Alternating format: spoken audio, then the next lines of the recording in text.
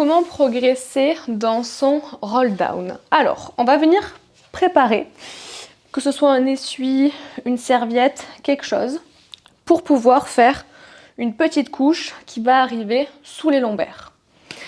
Les jambes seront tendues ou fléchies, mais même si on est avec l'expérience, moi je vous conseille plutôt de les avoir tendues. Fléchies, ça reste une option, mais moi je trouve qu'on arrive à produire plus de force avec les cuisses qui doivent être actives, jambes tendues. Donc je suis dans mon neutre du bassin au départ, c'est-à-dire j'essaie d'avoir mon petit creux lombaire. J'engage mon périnée, j'expire, je rétroverse à la force de mes abdos. Les fessiers sont complètement relâchés. Pas question d'avoir les fessiers actifs. Périnée, j'expire. Ma rétroversion, je viens creuser ce ventre. Et là, je vais venir rétroverser et descendre vers l'arrière, de sorte à venir déposer vertèbre après vertèbre au sol. L'avantage de cette petite couche, c'est que si vous débutez et que vous manquez de force au niveau des lombaires et de la sangle abdominale, ça vous permet d'avoir un support plus vite que si vous vous déroulez sur le sol. Deuxièmement, si vous manquez de mobilité lombaire, ça vous permet d'avoir quelque chose sur lequel très rapidement vous allez toucher. Parce qu'en fin de compte, le roll down, l'idée c'est qu'on dépose vertèbre après vertèbre. Sauf que si les vertèbres ne touchent pas le sol, il n'y a rien à faire, vous allez avoir l'effet de tout se dépose sur un bloc. Or, on doit vraiment aller rechercher ce je dépose vertèbre après vertèbre.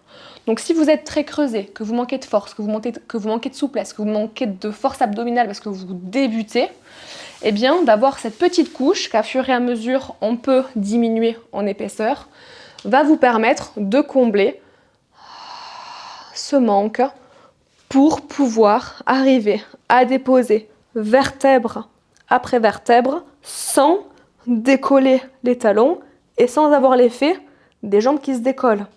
Ok ? Donc l'idée c'est que les talons puissent rester au sol, qu'il n'y ait pas un effet où bim, tout se décolle en même temps. Nombril, schlack, je suis toujours auto-grandi et je viens déposer vertèbre après vertèbre. Et ça va aussi vous aider à comprendre la remontée. C'est-à-dire que cette couche-là qui est dans vos lombaires, quand vous allez remonter de votre roll down, parce que là vous avez réouvert au niveau du bassin, vous êtes en neutre, j'engage mon périnée, j'expire, je ramène d'abord mes bras. Quand je vois mes mains, je commence à enrouler au niveau cervical, haut du dos, pour décoller vertèbre après vertèbre.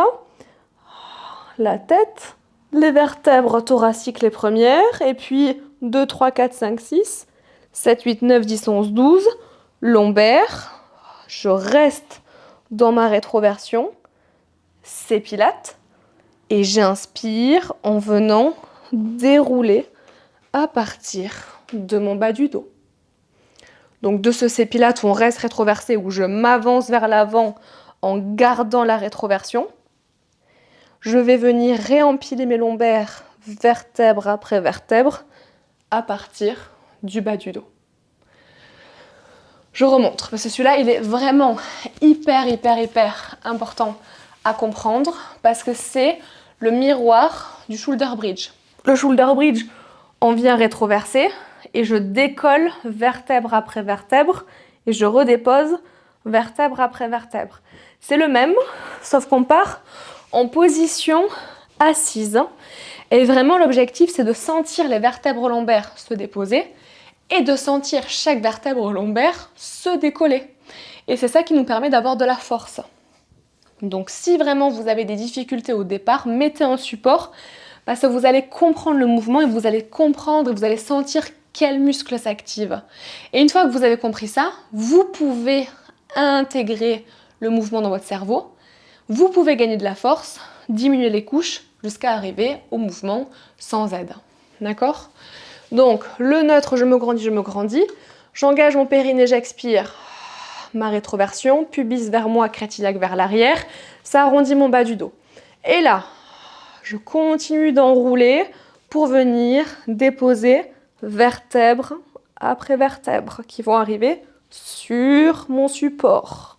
Ce qui me permet de ne pas pousser dans mon ventre, d'avoir tout le temps ce ventre à avaler. Je dépose, omoplate.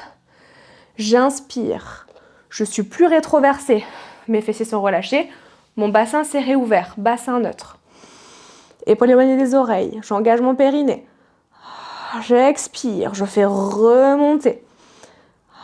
Mes bras partent en premier. Dès que je vois mes mains, je commence à enrouler. Je décolle vertèbre après vertèbre. Et là, il faut absolument que vous sentiez le support.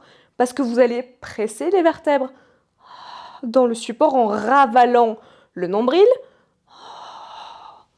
pour pouvoir vous redresser sur la rétroversion et inspirer. Ça ne veut pas dire qu'on a poussé et qu'on a pressé les lombaires dans le sol. Ça veut dire que sur la remontée, vu que je décolle vertèbre après vertèbre, il faut bien qu'elle prenne appui quelque part. Et vu que ça s'enroule, il faut bien que ça prenne appui. Mais par contre, vous avalez le ventre. Ok. Là, je suis dans mon C-Pilates. Rétroversion. Et j'inspire à partir de mon bas du dos. Et je regarde en face de moi.